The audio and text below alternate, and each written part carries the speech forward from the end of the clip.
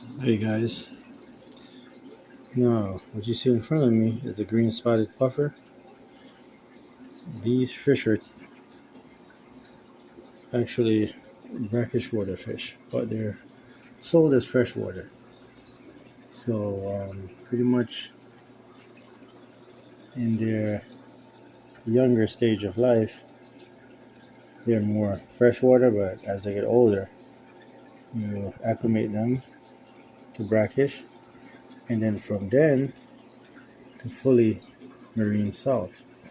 If you want a long life and a healthy life for your leopard puffer.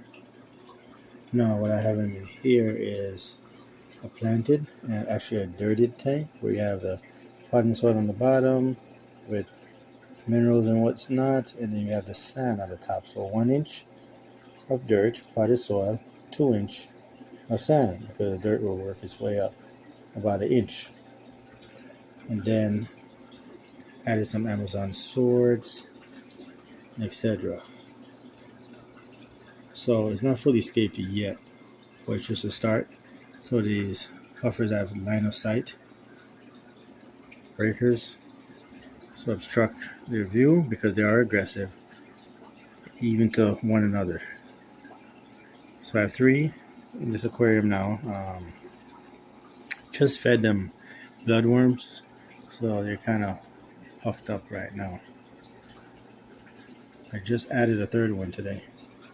A couple more grass, maybe three more grass.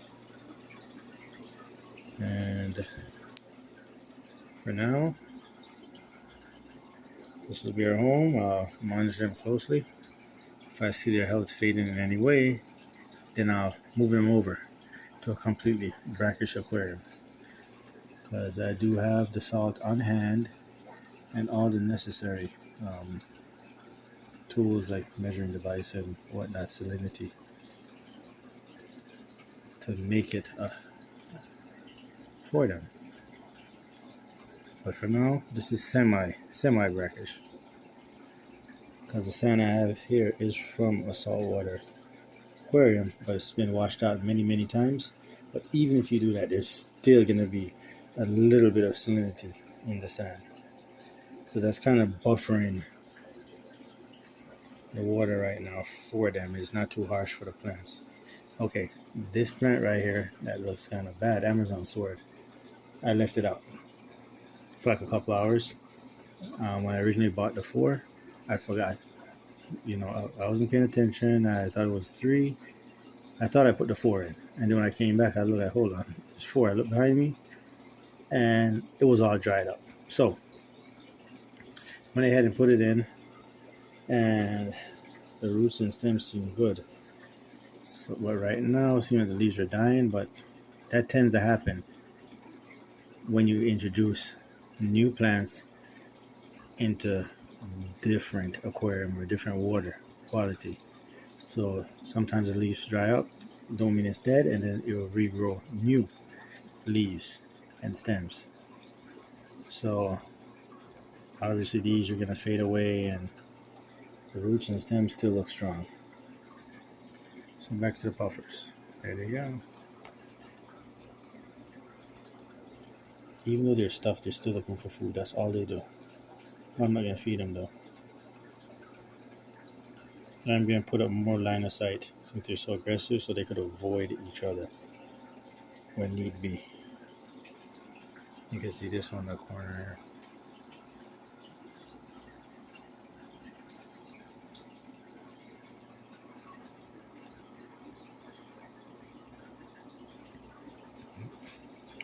So if you do want to have a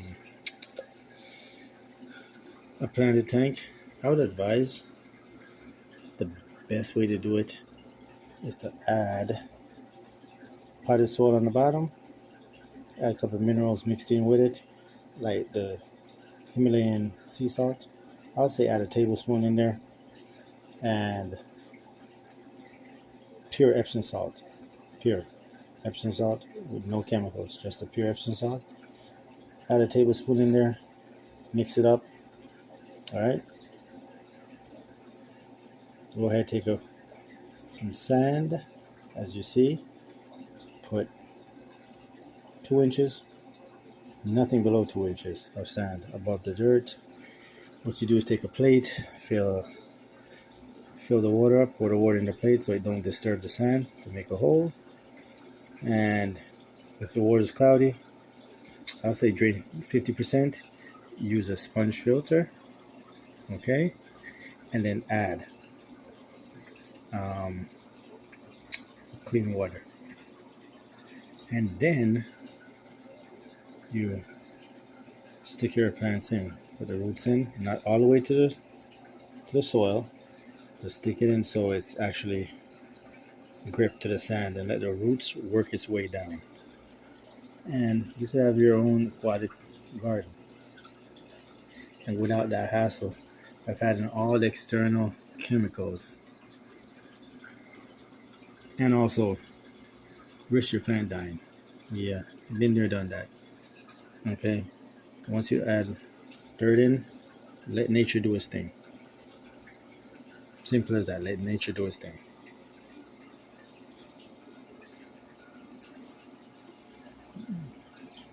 Then within 24 hours, you can start adding fish. You could do your research on fish that don't eat plants and won't mess with your plants. Whatever you do, don't get cichlids though, because cichlids are plant eaters. Okay, that's for sure. Avoid a headache. What you can get like cherry shrimps. They actually maintain the plant. They'll eat the algae, eat the dead leaves like you see there, but they won't eat the plant itself. But again, if you get cherry shrimps, you can't really get any fish because they'll eat them.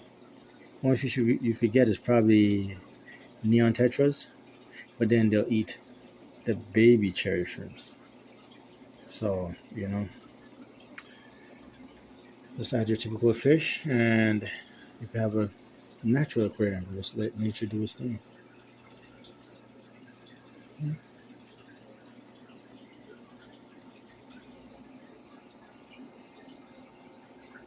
It's like, for example, I could get an eel, moray eel. It's a freshwater moray eel. And this will be a nice setup for him because you have a lot of foliage, which I'm going to put more Amazon plants right here, make it more thicker, and then probably add a driftwood, go across, give a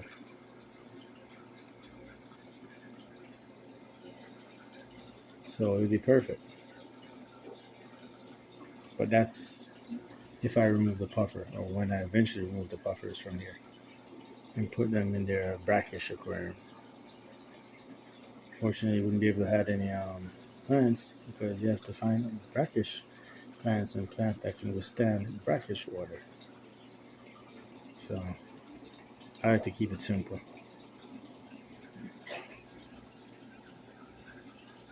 They're just having a field day in this foliage. At this one.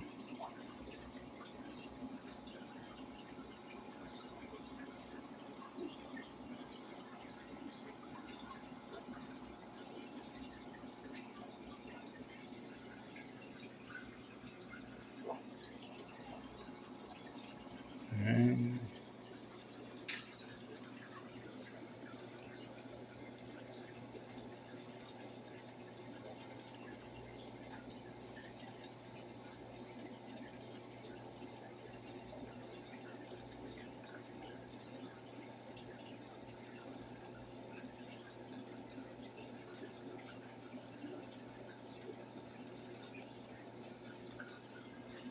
this is Shango Aquatics. Over and out.